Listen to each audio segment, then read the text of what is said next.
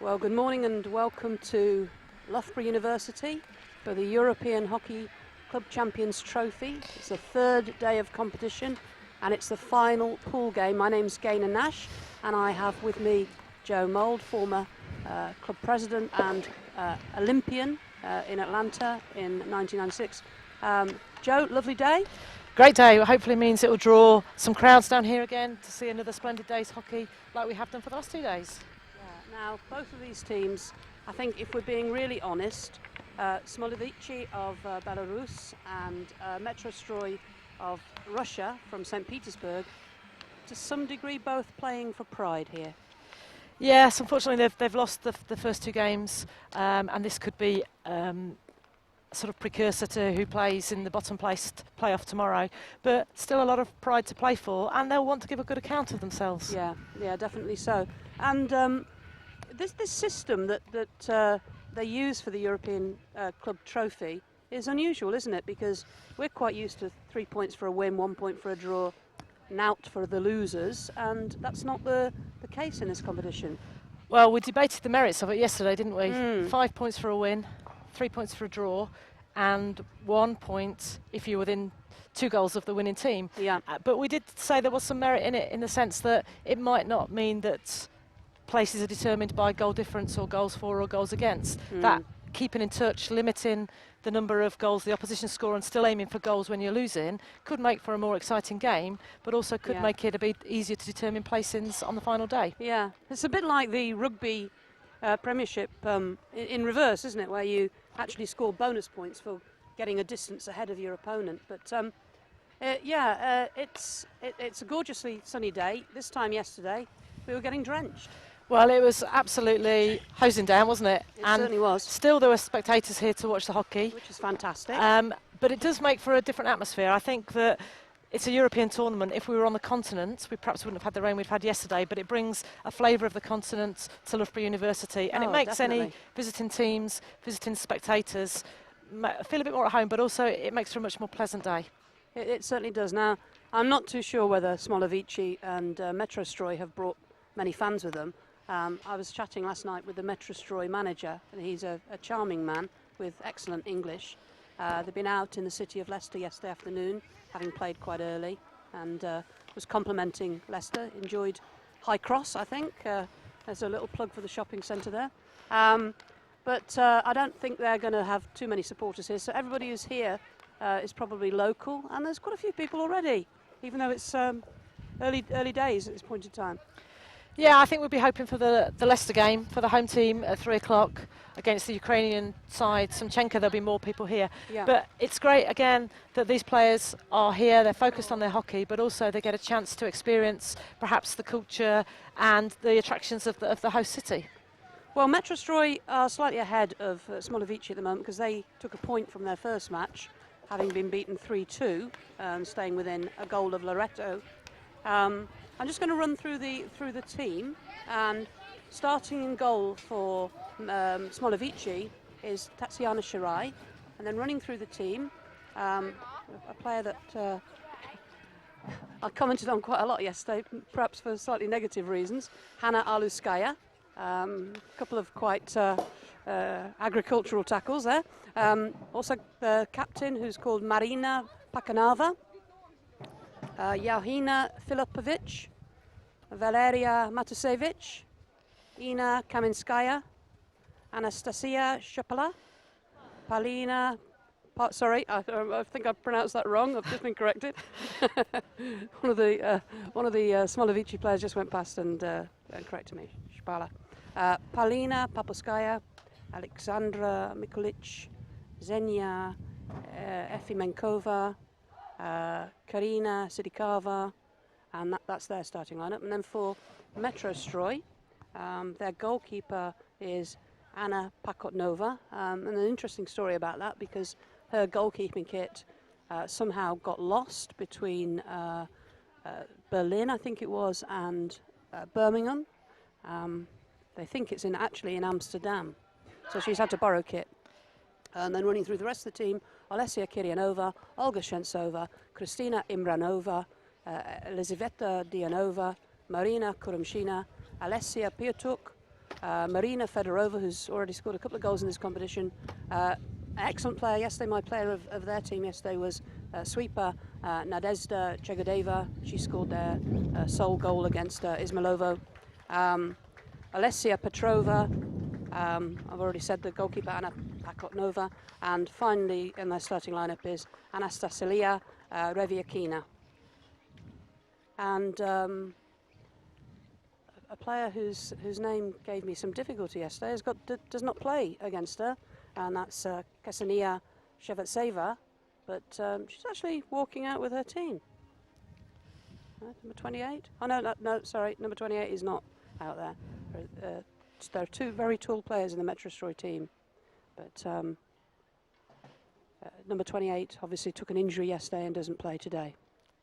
I mean, this is a difficult game, isn't it? You've lost 2. You're coming out for the first game of the day. The crowd, there are a few people here, but it's still fairly sparse. Yeah. It is potentially difficult to get yourself motivated. Yeah. But as you said previously, pride is an enormous factor, and standings can affect what happens in the coming season. So That's it is right. important for their nation that they do as well as they can in this competition. Yeah. There's this perhaps strange setup where the teams who are here today are achieving what you might call ranking points for their home nation. So from a Belarusian point of view, they wouldn't want Smolevichi to be playing off in the 11th, 12th match, and similarly the Russians wouldn't want Metrostroy to be in that position. 7th and 8th, I think. Oh, sorry, 7th and 8th, yeah. 2 groups of 4. Yeah, I was away at the World Cup for a moment. Yeah, I think the also interesting thing about this sort of competition that we've touched on if you've been listening to us previously is that only the top team in each section plays for gold. There are no semi-finals, 4 games in 4 days. It's tough. Big ask. Yeah. 3 pool games, and effectively you need to win all 3 to be playing for a gold medal. That's right. Neither of these teams obviously in that position, but all to play for. Certainly Eastern European pride very much at stake here in this game between a Belarusian side and a Russian side. The Belarusians lost their first match to the other Russian team, the Moscow team, Izmailovo, by 8-0. Did a little better yesterday against Loreto, but certainly no points so far. So Smolevichi are in the white shirts. They are. And Metrostroy play in the sky blue. Is it sky blue? I would say that's sky blue. It's definitely blue. Yeah. A dark sky blue. And away we go. Start off with an aerial ball, which is well fielded by the Belarusian player.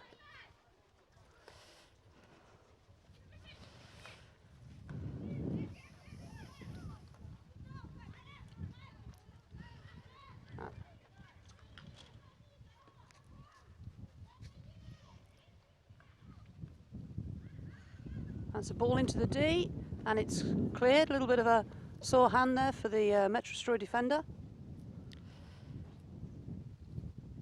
But starts with good intent. Yes. From the Belarusian side. Counter-attacking there, turning over, getting a circle penetration. Perhaps disappointed it didn't come to more. So Metrostroy get the chance to build from the back. And it's with Chegodeva, who scored their goal yesterday, who looks very assured. And the player that's missing, Shevetseva, I think is a Russian international, as are several players in this team, including Chegodeva, the sweeper.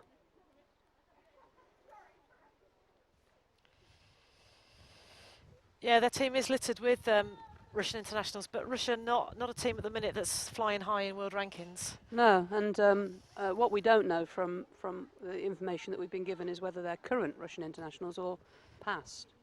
Oh, goalkeeper was well out there, but yeah, I'm not quite she sure what certainly that was. I'm not too sure what she was up to there. That was Tatsiana Sharai. almost looked like she was setting the ball up for a volley. and very nearly did.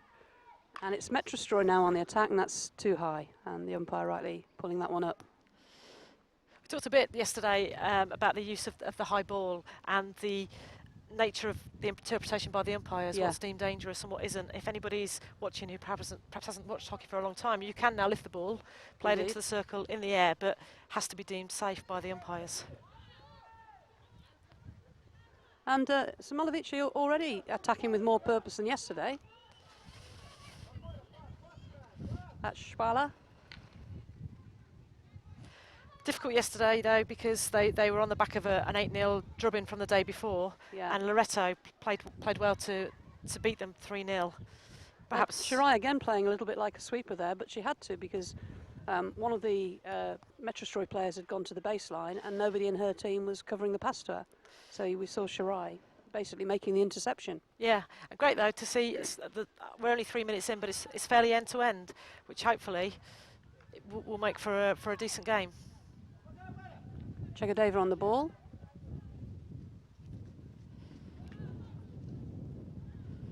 She looked shaped to play that on the backhand then, but kept it on her strong side and managed to turn out of trouble. I think she is a good player. She like most good players, she seems to have that extra bit of time compared to the opposition.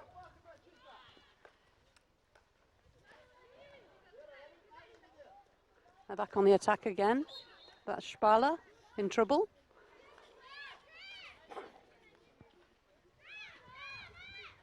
And oops, that's a little on the. Oh my goodness me! I don't know whether a couple of quite agricultural. Oh, that's hit a leg in the D. Well, a couple of people falling over. It's hard to know whether it's the shoes they're wearing or they're just being tapped and their feet taken slightly from them. But 2 or 3 people have gone down already in the first few minutes. Yeah, well, with it being a water-based pitch, if you're unfamiliar with hockey surfaces, the pitch. Well, this time yesterday it didn't actually need any watering, but No, it was flooded, wasn't it? Yeah, the pitches are watered, and that means that the ball can stay nice and flat, and it reduces the bounce.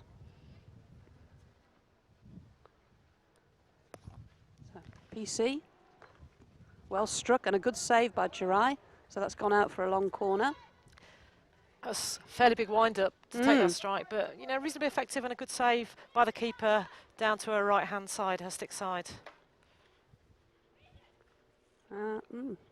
Another example then of how good the water-based pitch is, with a forward sliding in the hope of getting some sort of touch on the ball. Bit of a Tom Daly there. Not sure it was that sort of dive, more like a football dive, I think. Well, there was plenty of splash. Oh, that's a very poor attempt at an aerial. She got away with it, mind you. Spala down the right-hand side. Fullback steps ahead.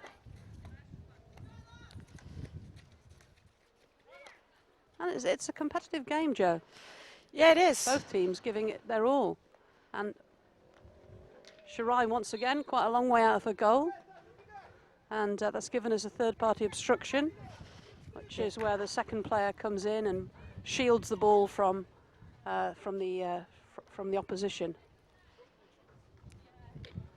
Oh, it is great to see both teams attacking, wanting to gain first blood.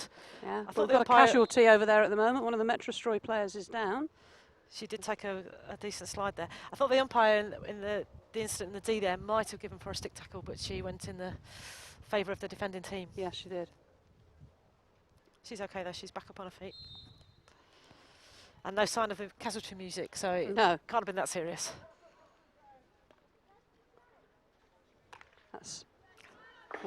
Once again, there was a player there on the back line, and she was completely unmarked, wasn't she? Well, and it just didn't quite get through to her. That was the trying to work out which player that was. I think that might be Fedorova. We talked a lot yesterday about stretching the game and about forcing defences to make decisions. If you hang somebody on the baseline as a target player, you're forcing defensive sides to think about how they defend, whether to put somebody on that player, whether to defend zonally. And if you just leave them and the ball gets through, it can create lots of problems. The umpires let that ball go through. It was high-ish, but she's allowed it through. Again, though, look, two players unmarked in the circle, 3 players unmarked in the circle. Good run. It's a good run in the penalty corner. In fact, actually, penalty corner is a good result for the defending team, because 3 players unmarked in front of goal. If the ball had been slotted to one of them, potentially would have been a scoring chance. That was the dangerous Fedorova again. She's impressed so far. She's very direct. Smolevichi, though, need to make sure they're not so ball focused. Yeah. Maybe some talking to be done by the goalkeeper.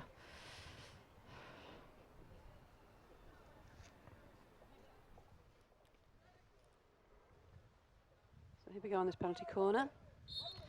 Okay, just a reminder while we get the chance to reset this, the penalty corner has to come The ball has to travel outside of the circle, and it's then usually trapped and tapped in or dragged in, and that's a drag flick from the Metrostroy number 3. That's Shentsova, and she's just put that wide. We've debated over the last couple of days the use of face masks. Yeah. Ball travels significantly more quickly than it used to. It can be lifted. Only the post player there wearing a face mask, which is again a surprise. Again, the marking perhaps an issue. Shirai having to do a lot of running to make sure that that player was under pressure. And that really should be being done by one of her defenders.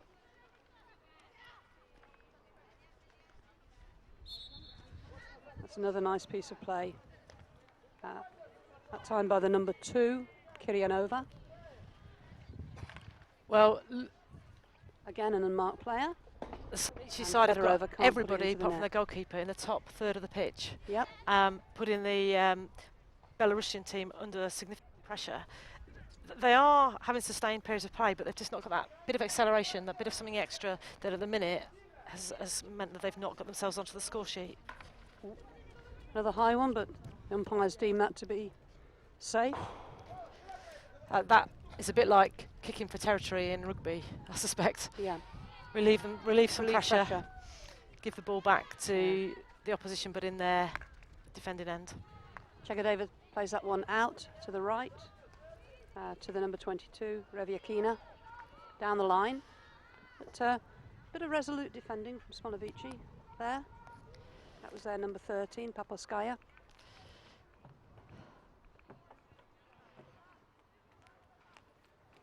Reviakina on the ball. Hard hit in, well trapped. Again, looking for the free players in the D, and I would say there were 2 unmarked again there. There was a player sort of hovering between the 2 attackers, but I wouldn't say she was marking either of them. No, but positively, the goalkeeper's very alert. She's very proactive. She's off her line very quickly, and at the minute she seems to be snuffing out and nullifying any danger from the Metrostroy team, but I suspect it's only a matter of time, although that might be the curse of the commentator. Oh, there's a foot there, but she's been allowed to get away with that. Relatively new rule. Oh, she's robbed. No, she's made a recovery. No, it's hit her foot. Relatively new rule is that if nobody's near you when you kick the ball, it's not material to play. Oh, that was interesting. I think if Spala had, not Spala, who's that one over there at the moment? Needed to turn around so I can see her back. Looks a bit like Spala. 15, Mikulic. If she'd gambled a bit more there, maybe she could have got in at the far post. Just didn't quite commit to it. So Chegadeva on the ball. That's a lovely ball. There'd been a good lead run made there by the number 3 again. That's Shentsova. But Chegadeva just not quite able to find her. They are definitely keeping players high. They are looking for that sort of route 1 option on occasions. Yeah, they've got 4 blue shirts round the ball there, and they've won it back. Number 2 is a pretty skillful player. Here's their captain. That sounded like a stick to me. Stick tackle to me. Oh. It's a bit messy in there at the moment, isn't it?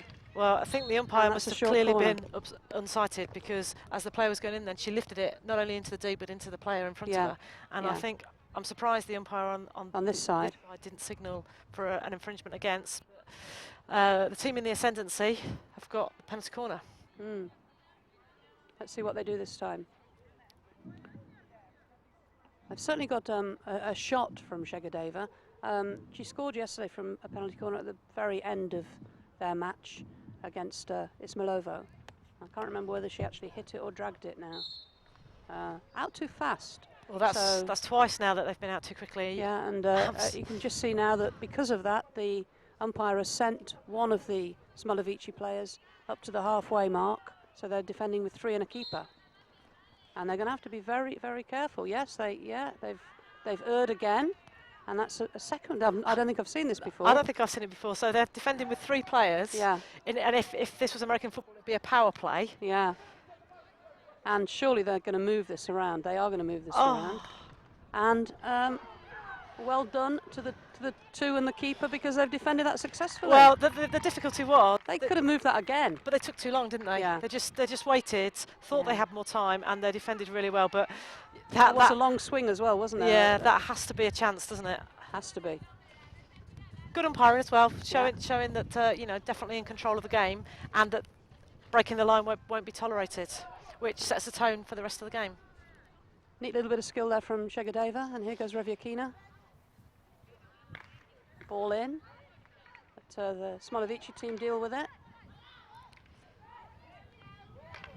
Ooh, that sounded a bit sticky. Petrova trying to, captain there, number 15, Petrova, trying to get that ball through to her forward, but didn't quite work out. Was trying to find Imranova there. She's quite a useful playmaker, their captain. I think so. Quite useful around the edge of the circle. Great to see that crowd is increasing as the game's started, which is fantastic.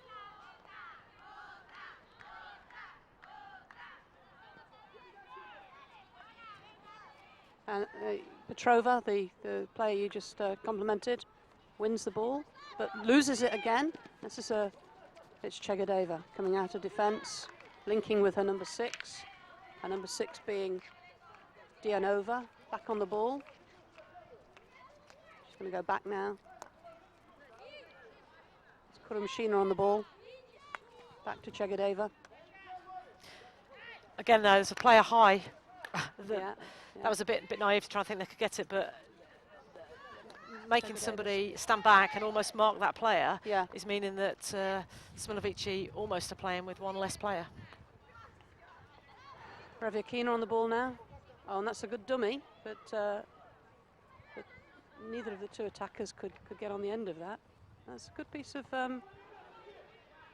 outlet play there by Smolevichi. The player brought that out of defence quite nicely. I think that was Sidikava.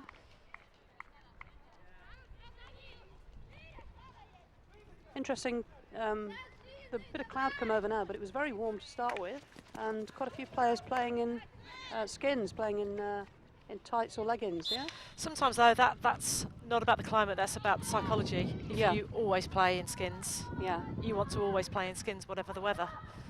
But are we advertising there, by the way? Is that a brand name? Does it matter? Oh, what?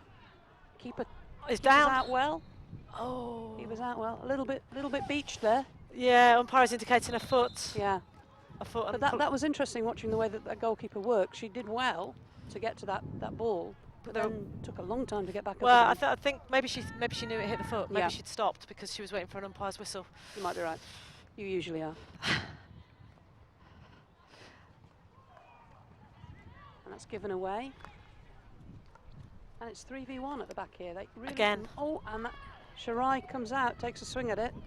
Just beaten a bit, but perhaps that put the player off, put Imranova off. Just beaten a bit by the bounce of the ball. You were talking about water-based pitches earlier, and the great thing about water-based pitches is that the game is fast and it's quite slick, but it's unforgiving. If technically you don't hit a ball properly, it can bounce, and that often can cause problems for players trying to field it or trap the ball. And certainly if it starts off from the stick bouncing, it continues to do so, doesn't it? Yeah, often players just don't get low enough when they make that initial connection.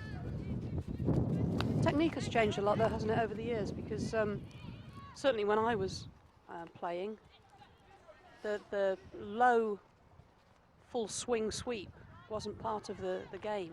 More like that cross there, and she's done it again, and I think, so that ball was in. Shirai comes out, gets a stick on it, but a poor stick on it, and one of the two unmarked players was then able to slap it into the net. I'm a bit surprised the keeper didn't go for that with her feet. Instead she chose to go down onto her knees almost and play it with a stick, and only got a half touch.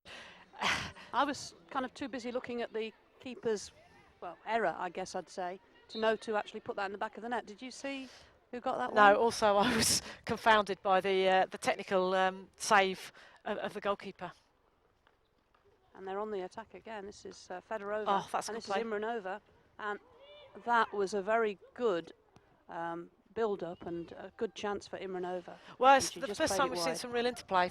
They've not hit and hoped. And you were talking just a minute ago about technique. The interesting thing about the Metrostroy team is that they play more like an old-fashioned team. Yeah. They're much more upright. They take more time with their swing, akin to how people were taught when we used to play on grass. Mm. So technically they perhaps haven't advanced as much as some of the other nations or the teams here, but so far effective, and they're one to the good. Yeah, and that was my good pal Aluskaya there, doing what she does best, hitting the ball up in the air into her opponent. That's feet from Petrova, surely. Yeah. So maybe a chance here for Smolevichi to get back into the game. They're certainly on the attack. Aluskaya on the ball. And she finds her winger. That's the number 10, Kaminskaya. Nice play. Oops. And that's well defended. I think that was Kiryanova there. Oh, that's good skill. Releasing, yeah, she's good. She's good. And what's going to happen here? Oh, keeper out. Keeper out, but... Oh, dear, oh dear, oh dear. Poor play by the keeper, and pretty hideous there by the number 17. Difficult. Tishanka. Difficult. What did she do there? Did she take the player, try and take the ball in What, two the minds? keeper? Yeah, no, the player actually. The player. But also... Yeah, but she could have cleared that, Joe. Yeah, possibly. I'd like to think one of my 15 players would have cleared that, Joe.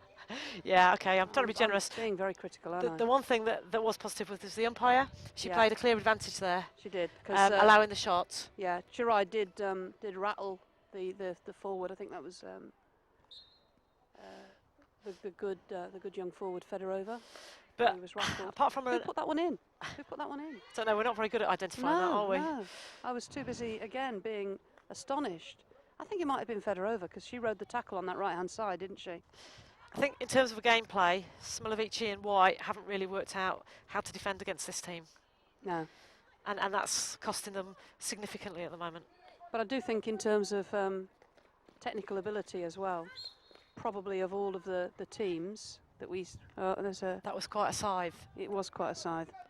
And actually, she's not been penalised for it, but that was an interesting tackle. That was Tishanka, who, in my opinion, should have cleared that bobbling, weak shot that just went into the Smolevichi goal. So Metrostroy looking very comfortable at the moment.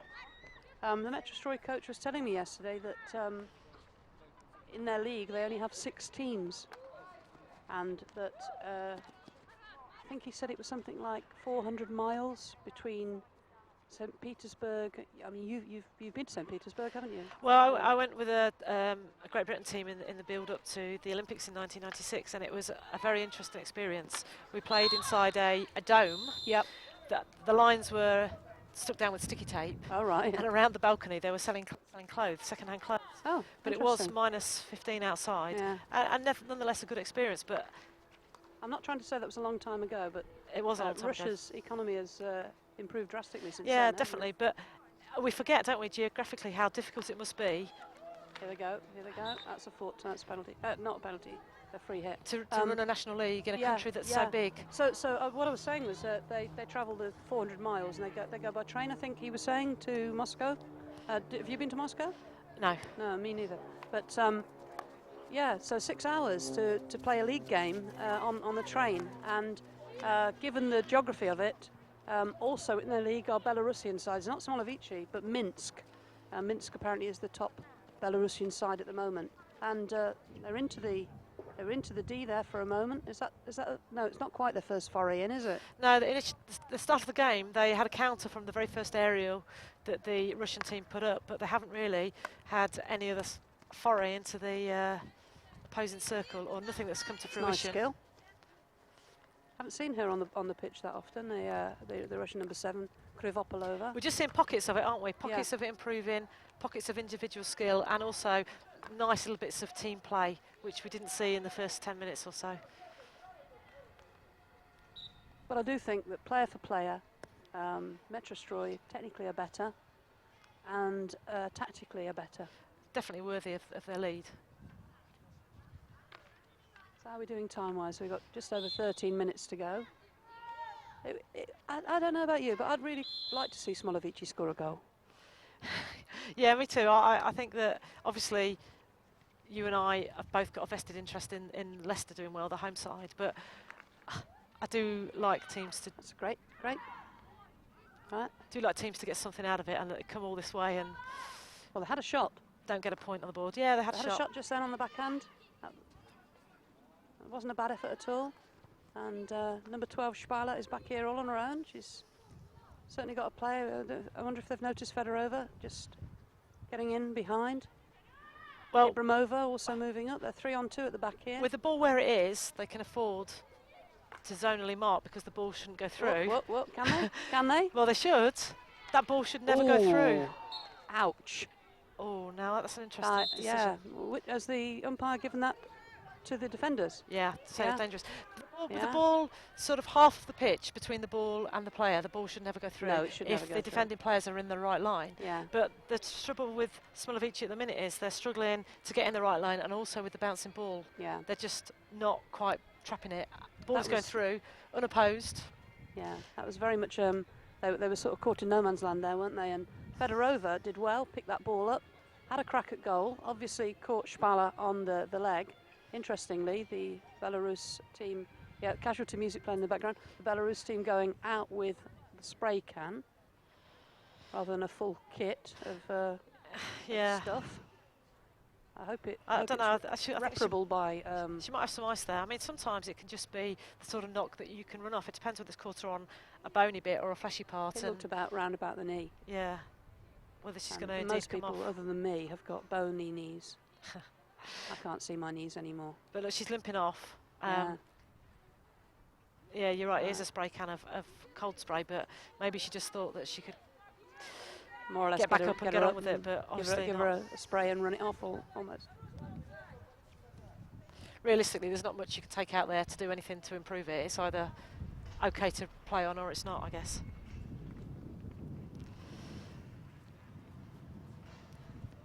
I think if you were a forward, you would have been disappointed with that umpire decision. Potentially, because it was a shot on goal, and that's why the goal is the height it is. You can hit into it, but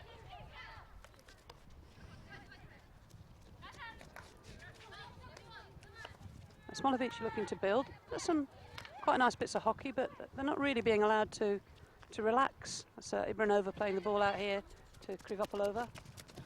Oh, that was neat, but just ran out of space really. I'm quite impressed by this young number 10 in the yellow shoes, Fedorova. Joe? Yes. She got Russ by her name in the in there. I would think she probably has. No, not in the Smolevichi team. You're looking in the Smolevichi team. I should know this off by heart. I'm just trying to find it in the programme. Yeah, she has got. She is or was an international player. Well, I'd say she is because she still looks quite young, and that's nearly a link up between Fedorova getting on the ball from strike partner Ibramova. Again, though, Fedorova was in acres of space. If that pass had have found her, she had nobody anywhere near her. They're just. I know I keep saying it and it's sounding terribly repetitive, but they are not coping with the high players. Maybe that their will is to attack and not worry too much about the defence, but so far, if that's their game plan, it's not paying off terribly efficiently. Okay, that was the Smolevichi number 11. That's Burakova. Again, ball off the back line, just relieving pressure. Yeah, sorry, it wasn't. It was Sidikava.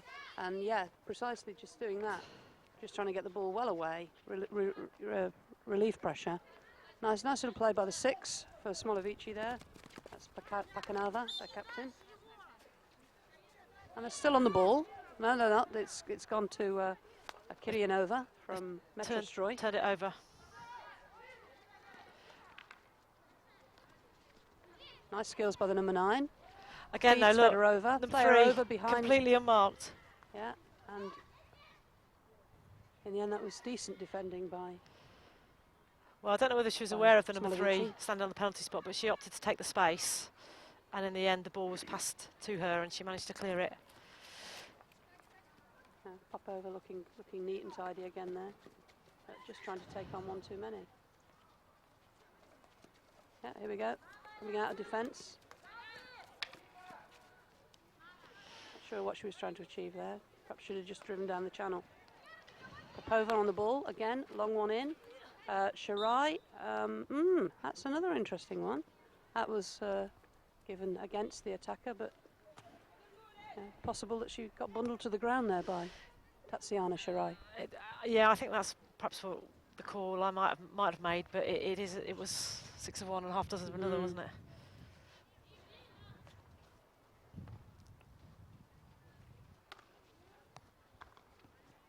Reviakina on the ball. Ooh.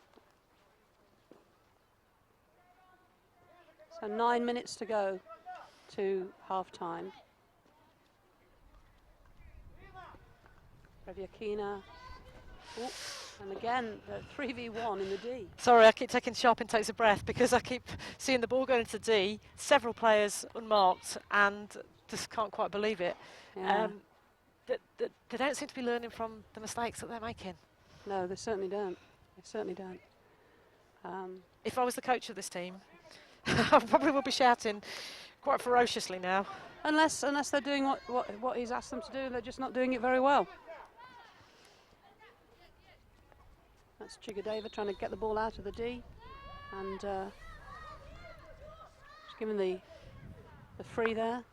Again, lots of time, and look at this. The ball got through again. 3 against 1, 3 against 2. Shirai comes out, has a wave at the ball, does enough to put off the number 14 on the baseline there. That was Ansipirovic.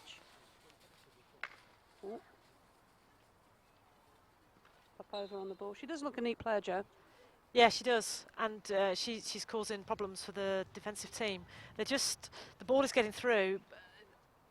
Smolevichi just being let off a bit by the occasional touch or bounce of the ball, which has meant that the attackers haven't been able to touch it into the goal, but it is a bit of heart-and-mouth stuff. It certainly is.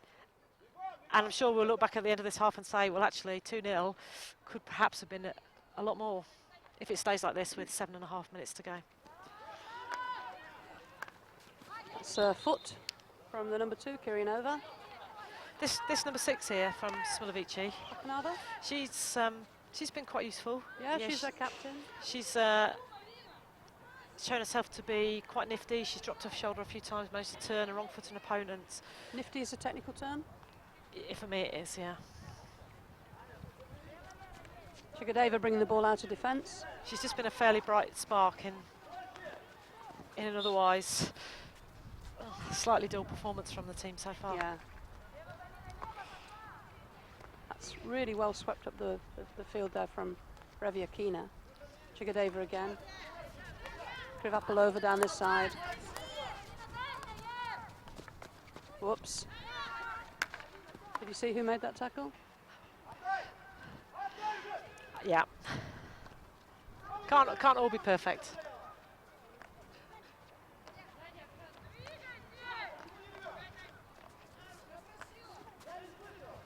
That's what that's so great about the game, though. It's unpredictable, isn't it? And somebody can have a moment of brilliance and then do something that's completely out of character, and that can change the nature of a game.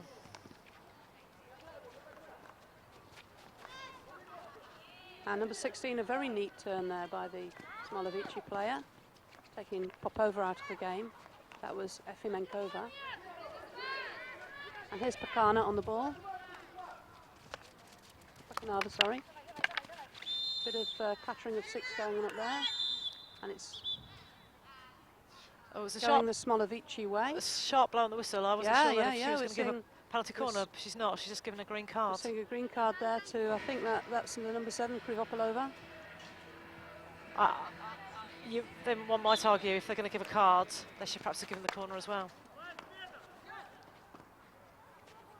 But, Smolevichi just earning themselves a long corner. I think that sort of just hit the keeper and she didn't really know it was there under her feet. So it's 11v10 for now, which might mean we don't see so many 3v1s in the attacking circle for the Russian side. Pakanava again. No, that's not Pakanava, is it? Number 9. That's Matusevich. Sometimes, though, playing with 10 players actually means that everybody galvanises, works much harder together, and it's not always advantageous for the team that's up to its full complement. That's right. I mean, we saw yesterday in that final, the match between, not the final match, the match between Leicester and Complutense. Both teams were down to 10 at various points, and it was hard to actually see that disadvantaged you. I mean, obviously it does, it should, but people raise their game, don't they? They sometimes do. They feel they've got to put in perhaps just a little bit more effort. This one's going to go through, all the way through to Fedorova. Not 3v1, but still for She's the time there. they're 3v2. And she lays it across, and to be blunt, number 14 could have had better control there. That looked like a clatter.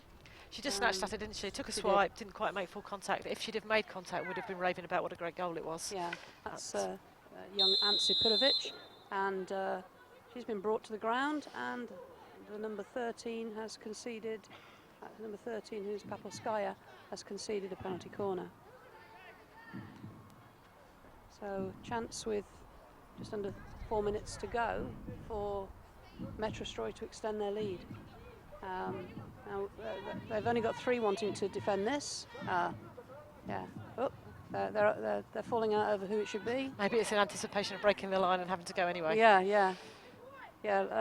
That was unusual, wasn't it, when they had 2 players sent to the halfway line just now, and they ended up with just 2 and the keeper defending. But they defended that one successfully. They did, and as you say, it's something I don't think I've ever seen before. I've seen 3, but not 2. As a slap, Shirai deals with that. Decent shot stopper. This is Chegadeva, and that finds a foot and gets herself another penalty corner. Well, that was orthodox goalkeeping, wasn't it? Stayed Yeah. on her feet, managed to kick not far enough away, but she managed to kick it, unlike some of the sort of less orthodox dives and going to ground that we've seen already in this game. So we've got Marina Kurumshina injecting.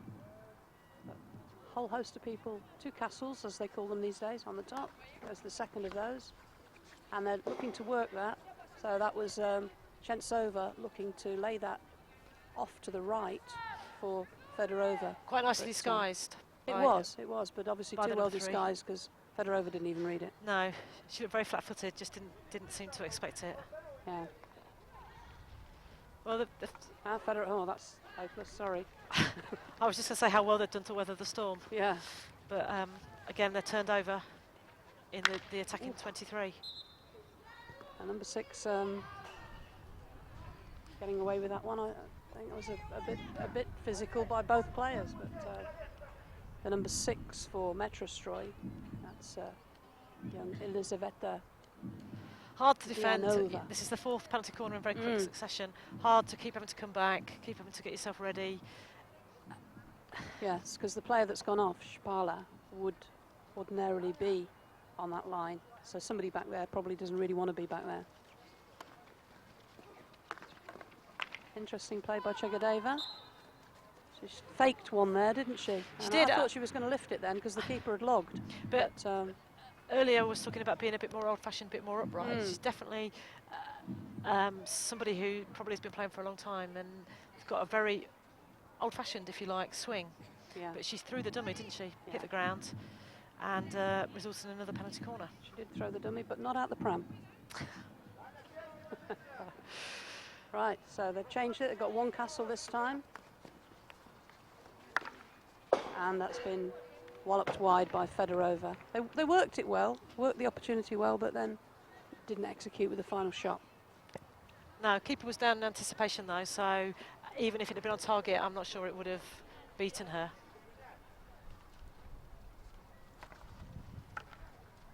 And here goes Smolevichi. Oh, that's a good lead. Oh, not enough on that from the Smolevichi number 15. No, first time the goalkeeper's been tested though, really tested, and she was worth her mettle. She kept on the player and managed to get a touch to stop the ball going goalward. Bit of third-party obstruction there, I think. Yeah, and a little bit of a Barney between the number 9. Oh, through again. What can she do this time? Shirai's there. Shirai takes a half tackle, and she can't get across. And the ball is slotted into the net.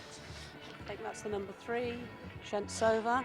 So the that keeper ball, made though, it. Yeah, that ball travelled 60 yards. it did. From where it was struck Yeah. to the player. Yeah. Player did well. Goalkeeper went down, delayed her, Yeah. but just not enough. She kept her head and put the ball into the far corner. But there is no way that ball should travel from pretty much their defending 23 to the attacking circle.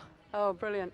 Yeah, brilliant. Yeah, Shirai did come out, nearly got the ball, and then swept in. And I think that was Aluskaya back there, who couldn't keep it out of the net. So 3-0 now at half-time. Joe and I have got some company. We've got a young man coming up to have a chat with us here. Young Sam Ward. I don't know if you have heard of this young fellow. He's a legend in his own lunchtime. Here he comes. Hiya, Sam. Are you all right? Yeah, you have to get close to the mic though, you know. Sorry about that. So, Sam, this is your first visit down here? Impressed so far? Yeah, it's been good. Very good hockey. First game of the day, but yeah, no, started well. And what capacity are you here in today? Spectator, just enjoy myself, and yeah. So, how's your season gone? Very well, really, yeah. Yeah, obviously playing for Beeston, winning the league, not doing too well in the EHL. Obviously disappointing, but in general, very successful season. And quite a lot of goals for you. Yeah, in the league, I think it was 22, and then EHL 5, and a few others in the playoffs and stuff as well. And in one of the EHL games, I recall you scoring a hat-trick. Yes, playing against Waterloo Ducks in the KO16. Yeah, score a European hat-trick was a good achievement, if I'm honest. And one of them was amongst my votes for goal of the season. Talk us through it? Yeah, a lot of people say it was more of a mistake than actual proper finish, but no, always lobbing a keeper with your back to goal is always a good thing. So the keeper was right behind you, wasn't he? And you just got your stick to it over your head and over his head. Yeah, yeah. But yeah, no, it was good. It was intentional, but yeah, no, always nice. And to the best of my knowledge, you are the only British hockey player that's actually appeared on a neon sign in Times Square. What was this all about? I picked up a new sponsorship deal with an American company called STX, and basically from there they decided to announce that they'd signed me to obviously use their sticks and stuff by putting me on a billboard in Times Square. And did that take you a little bit by surprise? Well, the fact they actually didn't tell me, and I saw for myself on Twitter that it was there, was a bit of a shock. Now, Sam, you started your hockey with us really at Leicester Hockey Club years and years and years ago. We had a junior section then called the Banana Bunch, and you were probably about the size of a banana at that point in time. But you know, obviously Leicester Ladies is a women's club, and you play for a club that's got a rival women's side. But you know, what's your thoughts on Leicester Ladies Hockey Club and its position in English hockey and locally? From personal point of view, they had someone that will always be who helped me develop to what I have myself, and as well the club's just a fantastically run club, a lot of success. Obviously, to be able to manage to arrange and sort of venue like this for this is just brilliant to see, and to hold European hockey in England. Well, we did actually come to your home club, Beeston. We were looking at one point when we were struggling to find a venue. We considered hosting it there because it is a fantastic facility. And I guess, you know, looking at it over the last few days, I'd say that's a shame on Beeston really, because had the pitches been available, I think it would have been a great experience. Okay, you know, 15, 20 miles up the road in Nottingham, but I think it would still have been an opportunity. Yeah, definitely. It's always great to hold European hockey in England, and yeah, for a chance as my home club to then my old club, in a way, to be playing there would have been good as well. So, Sam, thank you very, very much. Are you stopping for the whole of the day? Yeah, and I look forward to watching Leicester win later. Thank you, Sam. Thank you very much. It's great, Joe, isn't it, that one of the youngsters that sort of started their life in the Leicester junior coaching system has done so well for himself. Yeah, definitely. And I think he didn't say there, but for every goal that he scored, he was donating £50 to a cause that was dear to his heart. Yeah. Just to fill you in on that, one of Sam's teammates and roommate and best mate perhaps, Martin Scanlon, suffering at the moment with quite a rare blood cancer. For instance, very recently he had an entire blood transfer, Joe. It's not just a transfusion, a transfer. So all of his blood was taken out and almost a sort of dialysis type system. He was pumped through with good clean blood, which had come from America. So when Sam came to talk to some of my junior hockey players at the county, and he was basically saying that Martin Scanlon was now American, because he was Got American full of blood. American blood. But the hockey community really got behind Sam and that Yeah. cause and supported him, and I think that shows a character of Sam and what a remarkable young man he is. Not many people would think like that. No, and you know, especially when he's the kind of guy who scores hatfuls of goals. Perhaps he didn't expect to be quite so successful when he made Oh the no, pledge. I think he knew. I think he knew he was going to get himself well up into the double figures. But you know, if you think about that, 20 lots of £50. Let's just say, for argument's sake, that's £1,000, isn't it? It's a lot of money. It is a lot of money. Well, we've had some tweets. Have we? We have had some tweets. So we actually had one from Sam. Come down to Loughborough Uni to support Leicester Hockey this afternoon. Weather is amazing. Well, we talk about Twitter actually. If you want to find out more about the Score for Scan charity, if you just put into Twitter the hashtag score and then Score for Scan, and it's Score for the number 4 Scan, you'll see all of the tweets related to Score for Scan, and it's a brilliant charity, and I've had to cough up for it at various points as well. Gary Johnson from Hurricane Sport, he tweeted me yesterday. He says, we're back at Loughborough University for more taster sessions at EuroHockey.org. Come and give it a go and support. Hannah McLeod has retweeted. I think that's been retweeted several times. Proud Pucker.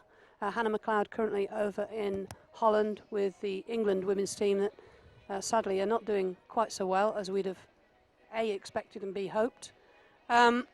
Hardcore Hockey Web. Never heard of Hardcore Hockey Web before, but I will have a look at them now. Good luck to Leicester Hockey, who are hosting the EuroHockey.org Club Champions Trophy in Loughborough this weekend. Doing well so far. Katie Long, one of our star players at Leicester. Thanks for all the pucker support so far, and a special thanks to all the ball patrol, especially at Molly Brearley 05. Molly is a real keen fan of Katie Long, and her family sponsors Katie. And little Scotty, who plays for Welsh Veterans, Katie Butler, at Leicester Hockey, at Loughborough Sport Online, with one eye on RHWC 2014, and then she's developed her own little hashtag here, hashtag hockey blindness. I think she's become a little bit one track in her online searches at the moment as Katie Long. Right, we're going to take a little time out so we can have a cuppa, and we'll be back for the second half in no time. Thank you.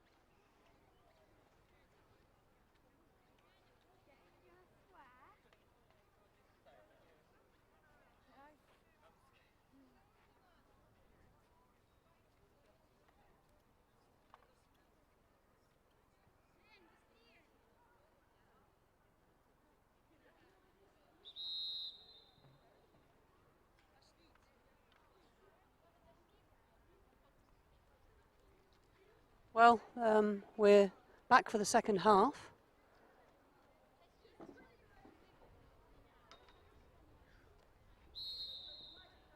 And Smolevichi getting the second half underway. Still lovely sunshine here, Joe, yeah? Oh, she's still just putting her earpiece on and switching on. Lovely, lovely weather. Yeah, and as a result, the crowd is increasing in size, and hopefully they're going to make some noise for both of these teams. Smolevichi in white and Metrostroy in the blue shirts. Great to see Sam here earlier, and just a reminder about the Sam charity, Ward. Sam Ward, just a reminder about the charity he's supporting.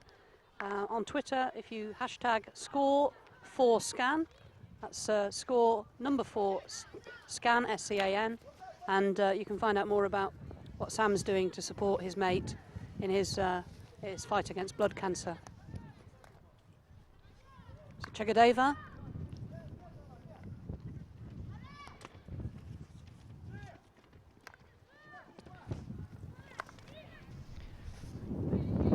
Just evading number 6 there. That's Dianova. So the Russian side, Metrostroy are leading 3-0, and it'll be interesting to see whether either team changes their gameplay or game plan for the second half. Already we see the ball worked around the keeper and into the net from Fedorova, who was completely unmarked. Well, it's the same situation as in the first half, isn't it? Pretty much. Hanging players high. Yeah. And the route one ball or the ball through is finding them behind the line of the Smolevichi defence, and the keeper is finding herself surrounded by 3 blue shirts.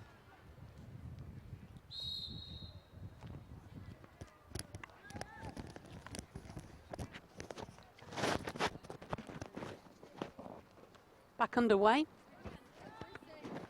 And Smolevichi on the attack. Oh, and Reykjavina's missed that one, and that's just gone wide from the Russian attacker, the number 7 there. Sorry, the Belarusian attacker. That's Well, Filipovic. That was a rare venture, wasn't it, by the Smolevichi side into the defending end of Metrostroy. Really, to build their confidence, they need to have a few more chances, a few more attacks, and hopefully get something onto the score sheet. Because as it stands at the moment, 4-0 down, they won't get any points from this game. And that will leave them rock bottom on 0 from their 3 games. Oh, good to see that Spala, who took that knock in the first half, is back on the field, the number 12 for Smolevichi. So the magic can obviously did the trick. Or maybe a bit of ice at half-time. He's battling hard there with the very good Popova in midfield for Metrostroy.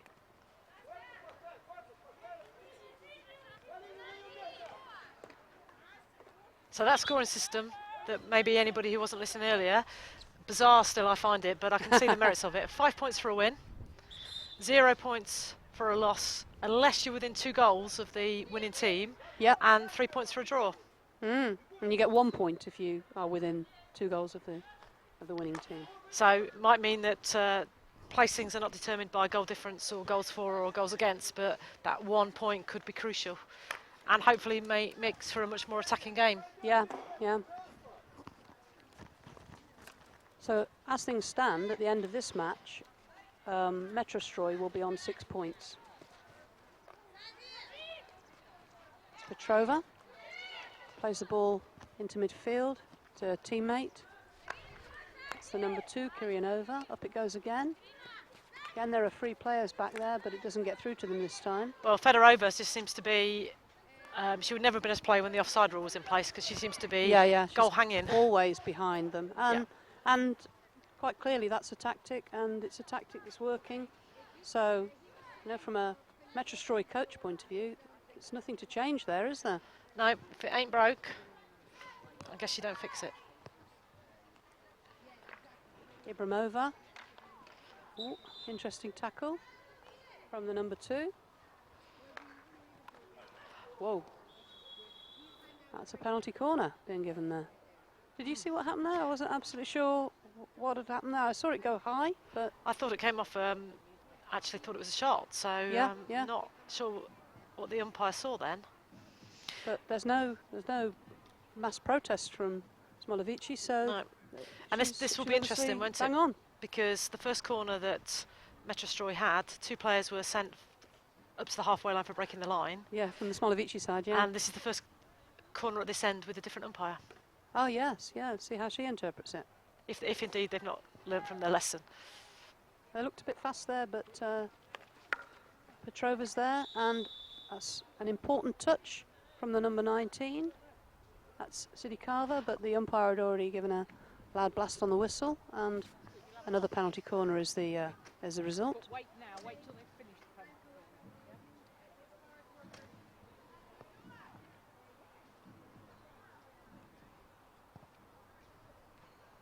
penalty. Their conversion rate from corners hasn't been as effective as it might. They've had quite a few, haven't they?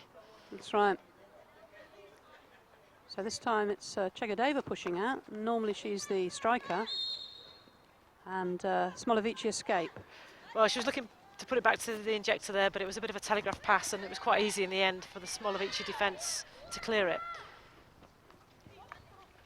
And in again here, and once again Fedorova is unmarked, and it's a simple matter of Fedorova putting the ball into the back of an unguarded net. Shirai is coming so high. Is it still Shirai, or have they changed their keepers at half-time? Yeah, yesterday they changed at half-time. I think they've done the same again today. I think that might be the young keeper, Kristina Miastuskaya. To be fair, though, she hasn't got much chance against 3 unmarked players, has she? No, she hasn't. She hasn't.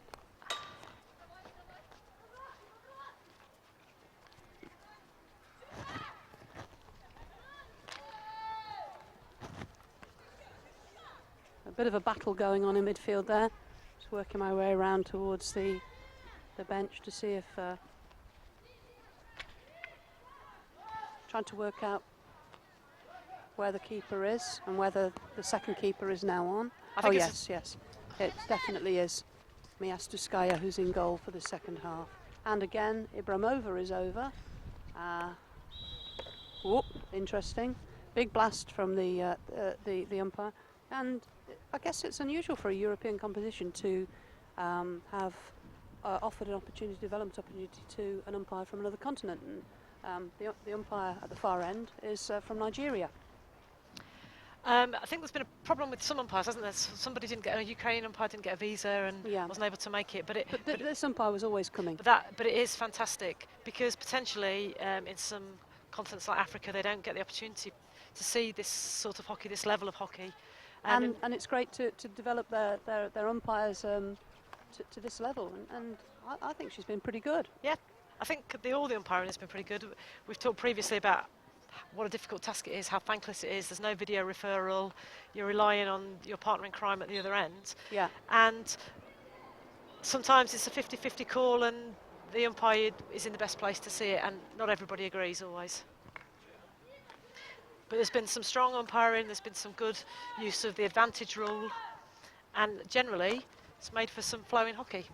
And it would be brilliant for African hockey if a massive nation like Nigeria could become more enthused, more interested, better at hockey. Because in Africa at the moment, particularly amongst the women, you've got South Africa, you've got Kenya, who are half decent. The Ghanaian women are pretty good, but I don't hear much about the Nigerian side. A little bit of a collision over here near us. Here's Spala. Goes inside to a captain. Back to Spala. Does well. But that's picked up by Reviakina. She's strong, very strong player. Oh, and that just evaded Shentsova. Every time the Smolevichi side get any sort of attack, it's snuffed out fairly quickly. Yeah. And what the Russian side have been very good at is turning defence into attack, countering with purpose, and often creating something that's quite tricky for the Smolevichi defence to contend with. Again, the Metrostroy girls just that faster to the ball, that bit faster. Anticipation seems to be better in the Metrostroy team. Sometimes it comes down to psychology, doesn't it? Better over again. And another loud blast and another penalty corner. So 3rd game in 3 days, you're on the losing side. It's really hard to get your legs going. It's always much easier when you're tired, when you're in a position where you're in a winning state, knowing that you're probably going to get some points from this game. And did you ever experience that as a player? A succession of defeats in matches over a tournament period? Certainly in the World Cup in 1998, we were in that situation, and it's hard to get going again, to galvanise yourself and get ready for another game. You were saying yesterday that that the World Cup in 1998. Let's just watch this. Where's it gone? And that's cleared. Well done there by the Good save. by the defence. Yeah, good save and then good clear. There was some parallels, 1998 and 2014. Well, in the sense that it's a football stadium, it's in Holland, the men's tournament is running parallel, and the women aren't at the minute doing as well as they might. Although apart from the defeat for the men, they've had a really good start. So where did you finish that year? 9th. Out of 10 or 12? I'd like to say 12, but I can't actually remember. I think it might have been 12. Oh, and that's beautifully finished. And again, actually, one of 2 players could have put that one in. Well, it's another Route 1 ball, isn't it? The ball gets through a mass of players to an unmarked attacker stood on the keeper's toes or on the goal line. I mean, it was a good touch, but all she had to do was angle a stick and deflect it past the post. Yeah, but I think there was pretty good disguise on that ball in from Chigadeva. It looked like she was going to go straight, but you've got to. There's no pressure on the ball carrier, is there? So she's got time to make those decisions and put the ball in the way she wants it to. Yeah. And this again comes back to fatigue and mentality. It's hard for them to be rushing in and closing down players. Interestingly, Tatsiana Shirai is back on her feet. Personally, I don't think it is this young keeper's fault that several goals have been conceded already in this half. No, I don't think it is. I think she's had no chance. But if you're a young keeper, it can be quite demoralising to be on the end of a hatful of goals going past you. So maybe they're protecting her. So it looks like Tatsiana Shirai is ready to come back on. Oh, goodness me, it's an opportunity. Oh, why didn't she shoot? Don't know. She took that really well, turned, created the space. Opportunity for a backhand shot, maybe. And that's well saved. So Pakot Nova in the goal for Metrostroy, having to make a save in the end, and she did well. She's only been challenged a couple of times in this game, but she's been more than up to it on both occasions. And Reviakina just gets the touch that keeps that ball away from the Smolevichi team. And Miastuskaya is coming off, and Shirai is going back on. And it's just blowing up a little bit here now, and bit of a grey cloud overhead. Let's hope that doesn't decide to drop anything on us, Joe. Well, the weather forecast was not overly positive for this area, but hopefully the wind will blow away the clouds and we won't get soaked. From a player's point of view, though, it's probably potentially quite nice not to have the heat that we had half an hour ago, where it was actually fairly warm for so early in the day. Oh, and here we go again. And she's through. Oh, and she blazes it over the bar on reverse. She did everything right there, didn't she? Yeah, perhaps was looking for a moment of glory, though, Yeah. and for a spectacular goal rather than just slotting it between the posts. And that's all she had to do, really, wasn't it? She could have just turned, could have got her feet around, she could have done whatever she wanted to do, really, there. Well, She'd beaten the keeper. even on her backhand side, she could have just slotted it in. Here comes Smolevichi. They're attacking with a little bit more purpose all of a sudden, aren't they? And a bit more pace, And which is making a Reviakina, difference. The umpire doesn't think there was contact there, but I actually thought Reviakina caught the Took her attacker feet, slightly yeah. there. Tap tackle in rugby. Yeah. Petrova not quite able to get that ball through. And here comes Smolevichi. And young keeper Miastuskaya is down on the ground by us here, and the physio is giving us some treatment. That's a backhand shot from the captain. I think we've seen more forays into the circle and more shots on goal. Yes, we have. In the last 15 minutes than we've seen for the entire first half, And which is positive. another long ball. Just a nick on that from the number 17. That's Tishchanka. And just stop that ball going through to Ante Pirovic. But they're on the attack again. Stick in there, it's breaking. Well, interestingly, And that's good defence in the end. That's the second advantage that the umpire played. She had her arm out to signify an advantage. Yes. I think I might have been tempted to give a corner there for 2 infringements on the trot. Again, there's players on the back line here. Where's Shirai? Shirai's anywhere but in her goal, but she makes the stop in the end. Chpala bringing it away.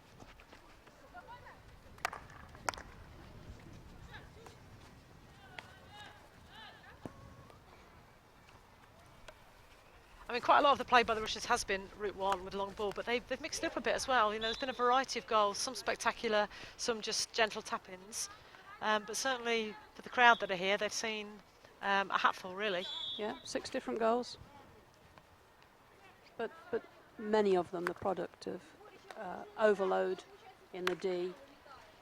As you say, route one ball in, and simple stuff really for the Russians to finish, especially with Shirai having to come out pretty much as the sweeper, and then if she doesn't get it, the player is free and behind her.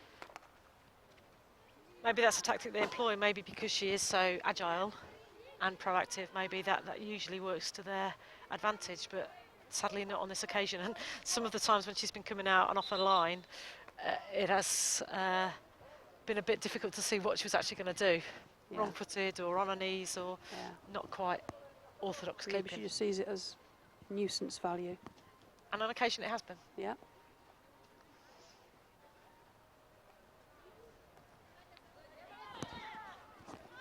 And they build again.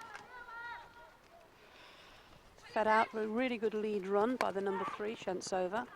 She was the one who had the golden opportunity but skied it right over the net on her backhand.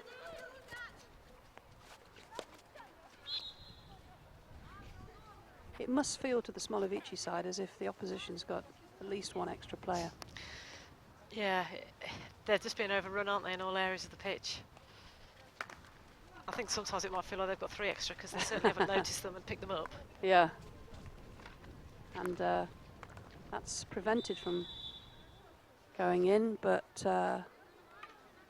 Sidikava is adjudged to have given that one a bit of a boot. Yeah, well, I think there was probably no doubt about that, I wouldn't think. Yeah, it's decent play by the number 2 for Metrostroy, that's Kiryanova.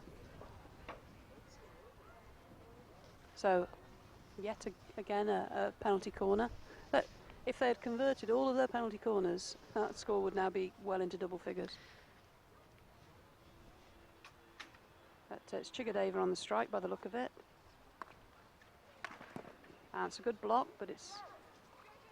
Yeah, for 1 minute I thought that was under the keeper, but the Nigerian umpire held her whistle, and probably quite rightly in the end.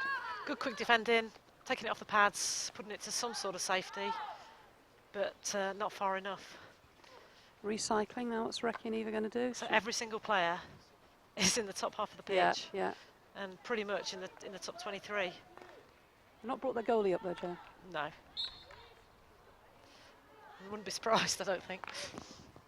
And that's long, hard and hopeful, and nothing coming of that.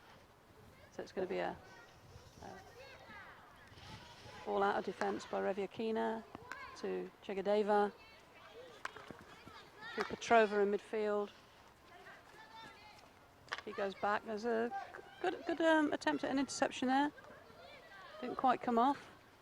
A little bit of a half-hearted chase from number 11, Burakova. They are trying to commit numbers forward, They are. Smolevichi. They are trying to get on the end of something and make it all count. Just it's not coming to anything at the moment. And they do get the foul out of Kiryanova there, which is good. Here's their captain, who, as you say, Pakanava here, the captain, has really tried to lead her side by example. Whoops, they're getting each other's way. So that's definitely a free. And this business of the, once upon a time, of course, if the foul took place right on the edge of the D. That's where you take your free hit or free pass from. They've now got this hashed line, this dotted line, 5 metres from the edge, and these new rules. We've got a player down. That's 13. She's okay. I think the ball ran up her own stick and hit her on, or ran up their stick rather, hit her on the arm, that's but not Papelskaya, and that comes not to with the any pace. But what do you think about this? The rules about being 5 metres and not being able to smash it in when and you're not inside be- 23. yeah. Did they bring it in to make it safer? They did. And I think that there's definite merit in that, and that's really, really important. It also means that you have to think more carefully about what you're going to do, and it can become a very advantageous set play. Here they go again. Goalkeeper, look where the goalkeeper Yeah, is. yeah. Goalkeeper miles out, and that's like giving a donkey strawberries, really, isn't it? I'm not quite sure what that means, but Well, giving a donkey, well, it's an old-fashioned. giving them a gift, I phrase. guess. Yeah, yeah. I mean, the goalkeeper was in line at least with the 5-yard mark on the back line, out of her goal. As soon as she was beaten, there was absolutely no hope for her. It's just naive. It certainly is, and you would have expected the coach to have said something to them at half-time about defending a bit more deeply, Or picking up players. being aware, maybe not using the goalkeeper as sweeper. It's not working. Well, it's hard to see why they haven't reacted to a very clever and effective ploy from the Metrostroy team. That's Kiryanova is robbed. Number 7 on the ball, and I think she found a foot there. Oh, that was close to being on the inside the circle, very wasn't close it? being. Obviously but- deemed to be just outside. Yeah, for me that was possibly the wrong option for her. She had the player under her left arm. That's a long? No, not a long. Okay. So once again, the defence gets the ball. Jagger-Davis on it. And they look long, but they're mixing it up a bit this time, which is a change. They go across the field. For once, that was a little aimless from them. Yeah, but interestingly, they did try to do something different. They tried to transfer the ball down a different channel. It just happened to fall between the defender and the midfield player and go straight off the pitch. So the big hit from number 17, Tishchanka. So the player well ahead. Yeah. If she can play the ball in between these. Oh, and that's a shame the umpire had already blown, because effectively Kiryanova had ridden the tackle. Yeah, that would have been a definite goal scoring opportunity. Did I say ridden then? Can he have ridden the tackle? Rode the Oh, tackle. great goal, great goal. Oh, wow. She played that on the half volley, it came up, she swung at it, half volley, just above the backboard into the far corner. But again, completely unmarked in the circle. Yeah. Goalkeeper, no chance. Was that the number 4, Ibramova? I think that might be her first goal. I know they seem to be congratulating. Yeah. Good goal, Yeah, good excellent. goal. So what are we on? 8. That's the same score that Ismailova beat them by. And I don't know about you, but I'm pretty sure that's not going to be the final picture. No, I don't think so. Metrostroy, I mean, the game hasn't manifested itself in the way that it started. It's not been end to end. It's pretty much been a drubbing by Metrostroy, but some great goals for the spectators. Definitely. That was possibly the peach. But here they go. Smolevichi on the attack. You've got to admire their resolve. Yeah. That they've not just sat back, but here's the difficulty now. They've Yeah. attacked and 3 players are pretty much standing still, not coming back to help, and that's when Metrostroy find themselves with a numbers advantage. Definitely. Here's Dianova.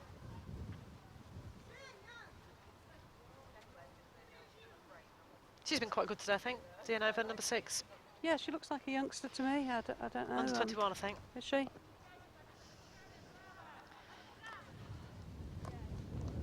They seem to have a mix, don't they, of experience Yeah. and youth, which again is terribly cliche, but it seems to be working for them. Definitely. Combination of old style and much more developmental new hockey. There we go again with the ball launch, but Smolevichi is sitting a bit further back now. I think perhaps they're trying to protect this 8-0 defeat. Well, they know that they were beaten 8-0 previously. Maybe it would be hard for them to take a defeat that was heavier than that on the final pool game. Doesn't seem to be any quarter being given by Metrostroy. They're very keen not to concede a goal. Still very focused and very controlled back there. So can they still be in with the chance of playing for a medal? No, because both Loreto and Ismailova have already got 10 points, and the maximum they can get is 6. Well, but they're not. They're going to finish third in the group, aren't they're they? going to finish third in the group, and that means they'll be playing for 5th and 6th rather than 7th and 8th.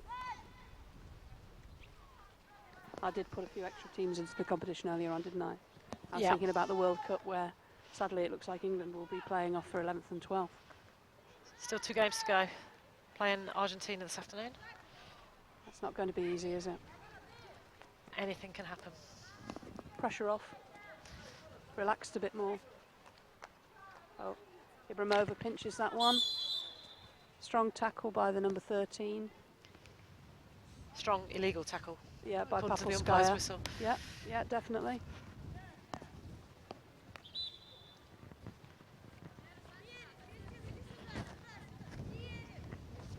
So just at 10 minutes to go, they're sort of taking the time a bit more, aren't they? Oops, a slip. Shiraya's out, and she made the good first block, but then She did. She made a really brave, good first block down on the floor. went straight back to the player who played it effectively behind her. And I think again they'd probably got 2 queuing up, hadn't they? Just no close man-to-man marking, and in the circle, that's inexcusable. I do feel sorry for the Smolevichi side. It's a tough ask when you've lost 2 to come back, and the goals start to go in and your heads go down. They have shown some resolve, but they just haven't been alert to it the first 7 times, which is just really naive. But they're attacking again. Revelkina keeping calm. Chegadeva trying to keep calm.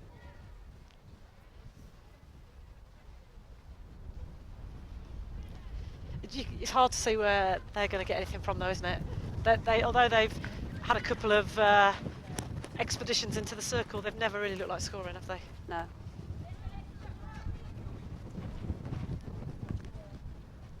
I don't know how often you've played in games where you've been on a team that's been winning quite so comprehensively.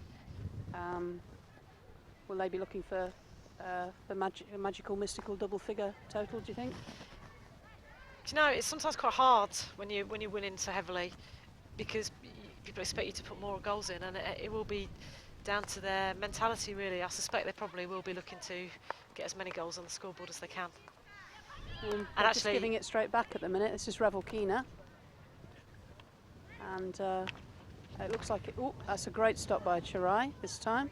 A bit more conventional. Pretty near her own line for a change. But again, the attacker was being front marked, and as soon as the ball's then in behind the defender, you've got a shot on goal. We've got a free out of the defence for Smolevichi. They'll be relieved with that. Out it comes to Spala.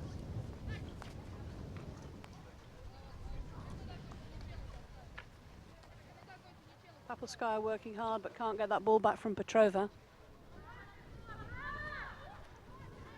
Here's Kiryanova. Little tussle going on there. Gets the benefit of that. Back come Metrostroy around the back. Chegadeva. Not one of her better balls, but Fedorova. Still got possession though. Yes, Fedorova. She's skillful, isn't she? Yeah.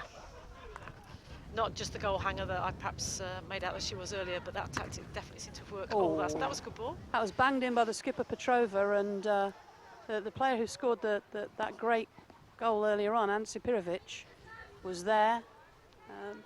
Probably just dangle out a reverse stick there, and that would have been in. Just evaded, didn't it? Yeah, captain from the Metrostroy team's been very industrious, working hard at both ends of the pitch. That's got through to the sweeper of Metrostroy, but she's just no a real safe pair pressure of, on her. well, she's just a safe pair of hands as well, though, isn't she? Yeah. She's taken everything that's come at her, and that's been Yeah. one of the differences also between the two teams. The last line of defence for the Smolevichi team haven't dealt very well with anything that's been hit at them hard No. and on the bounce. Whoops, Fedorova is down. Ibramova. Shirai, ooh.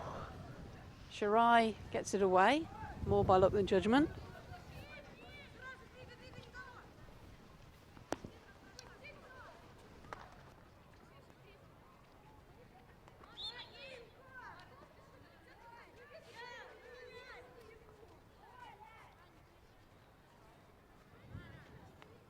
Smolevichi escaped there and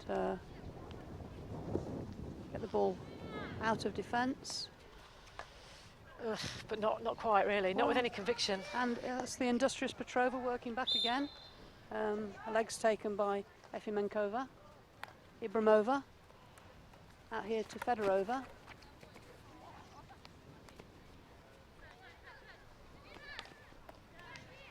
Dianova. It's going to go for a long corner. Just not working for them, is it? Smolevichi just cannot get the ball out of their defending end, and the pressure is relentless.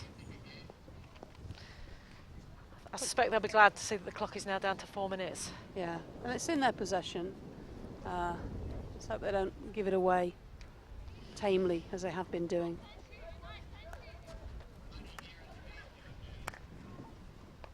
These Smolevichi girls who are coming off, you can just see them down here on the bench. They look exhausted. Here's Ibramova. The line we're on, the keeper just doesn't seem to have any awareness of where her goal is. But they escape again. Don't know whether Won she's back by Kiryanova. don't know whether the keeper's disorientated or just doesn't seem to be making use of using a penalty spot as a guide for being in the centre of the goal. Oh. Kurumshina just keeps it in. And it's all a little bit half-hearted now from Smolevichi as they try to win this ball back. Revolkina with one of those long balls. It's taken a touch, it's taken another touch. Who's going to get there? Shirai is the one that gets there. I was fairly close to being on the edge of the circle. Yeah. One step further and she'd have been out of the area. Once again, it's real industry from Petrova to try to win that back, but there's a foul there. And Dianova again. Great covering defence there. They really don't want to concede a goal at all, do they? No. And face on Dianova there. Not happy with that Didn't decision. approve of that decision by the umpire. And still very, very competitive. 9-0 up, and that's still highly competitive. And that's Petrova's foot. And oh, what could this be? That's a great stop, but a penalty corner. Now, I'm very sorry. I know I should be 100% neutral. I really want Smolevichi to score a goal. Yeah, me too. 9-0. Slightly better for it to be 9-1. They haven't had very many penalty corners. We haven't seen much of what they can do. Goalkeeper's been tested a couple of times in the Metrostroy goal, but they need to make sure they put the shot on target at the very least, don't they? It's Spala injecting. Aluskaya on the trap. And it looks like Papelskaya might Again, be taking the strike. We were talking in the first half about face masks. Only one face mask again for the Russian team. I Yeah. still find that very surprising. They're putting the face mask player on the left post. She was that quick. Now is she going to send her? Yeah, she sent her. Revolkina has to go up. I think that's pretty standard now, isn't it? Yeah. And Well, she didn't the even player look, almost did she? knows Yeah. that if they've broken the line and the whistle goes that they... It's like in cricket where Yeah. you know you've nicked it, Mm, and then there used to be a Yeah. time when you'd walk. yeah. So she didn't do a Stuart Broad there. She made her way up to the halfway line straight away. So come on, this gives you an even better chance. They've got two castles now. One's obviously a dummy, and it goes to Aluskaya. Then it goes slipped, and I mean, they worked that quite well. They moved that quite nicely. but the Player- final one from the captain Wasn't great, was it? Pakanava wasn't good. And again, it's a 3v1 back there in the D. That's unusual. Fedorova then didn't really make that final pass count. And that's No. not what she's been doing all game. She's been much more incisive than that. Dianova playing it in. This time, Smolevichi get it back, but Dianova gets it back. Has she got a reverse stick shot? She has, but Keeper's out there again, the keeper. Tatiana Shirai does her stuff that time, but from a very interesting position. That's okay, because then she got it, she blocked the ball, but on the occasions when she's been beaten, she's just completely in no man's land. And that's been some of the problem for some of the goals, although you'd have to argue that she's had very little chance when she's surrounded by 3 players. Agreed. We're not going to see the scoreboard tick over to 10. We've got the hooter about to go, and a very, very comprehensive win for Metrostroy, the St. Petersburg outfit, up against Smolevichi, Victorya Smolevichi from Belarus. And that means that in their 3 pool games, what's your maths like? 9 and 8? Is that 17? And 3? That's 20. 20 conceded, none scored. An average of 6 points something a game, which is not great, is it? I mean, hopefully tomorrow they'll come out for their playoff for 7th and 8th. They'll give a good account of themselves at least. Yes. And maybe get on the score sheet. Well, last night there was a small reception, and I had a conversation with the Royal Antwerp coaching staff, who are very frustrated by their performance here. I'd made the assumption they'd got quite a few players away at the World Cup, and that isn't actually the case. It's just they hadn't got enough players that were making themselves available. So, involved in their squad in this competition, they've actually got one of their 3rd team players, as well as a few 2nd teamers. So it's basically all hands to the pump. Who can come? And so no wonder they've been finding it difficult. This is a bit of a prediction, I guess, that the final, the 7th versus 8th match will be between Royal Antwerp and Smolevichi. But depending on how many injuries Royal Antwerp are carrying, they've only got a squad of 13. Smolevichi might be in with a chance. Well, regardless, I would hope for both teams' sake that they play as well as they can, give a good account of themselves, and that maybe it's a good game with end-to-end hockey and lots of chances in both goals. Yeah, I'm just listening to the Smolevichi coach talking to his girls. Interesting though, we've been stood behind the bench for all of this game. We've not heard him much, have we? No. He's not been as vocal or as animated as other coaches for other teams. I think you and I have been shown more frustration than perhaps he has. Perhaps, yes, perhaps. So maybe he just. And they don't seem to be too downhearted. There's a few smiles there. Well, maybe they've see well see one player with red eyes out there, but perhaps their expectations weren't too high. This is the situation of this sort of tournament, though. You can't predict what the teams will play like when they get here. You don't see them. They're here by virtue of how they did a season ago. Yeah. So it can be a very different team to the one that qualified them for the competition. Well, we know that from the Leicester circumstance. The team that qualified them for the competition had several Olympians in it, and the team that's going to be playing later on today just can't call upon those people. We also know that the 2 Leicester girls who are still in the England and GB setup are away with England in Holland, which is a challenge, but it gives other people opportunity. Indeed. If anybody wants to tune into the next game, that's at 1 o'clock, and it's between Izmailova and Loretto. Both and teams. This is the decider, really. Yeah, both teams having won both games. Yeah, obviously Izmailova at this point in time have the better goal difference. A draw would see them through. Loretto need to win the match. Who would you think, from what you've seen so far? Well, based on the number of goals scored, the Russian team, Izmailova, surely have to be favourites. But maybe they've not been tested at the back yet, so it could be an interesting game. I hope it is exciting, and it will be interesting to see the outcome. And as you say, they're playing for a place in the gold medal match. They are indeed. All at stake. We can expect to see high octane stuff, so we'll catch you later.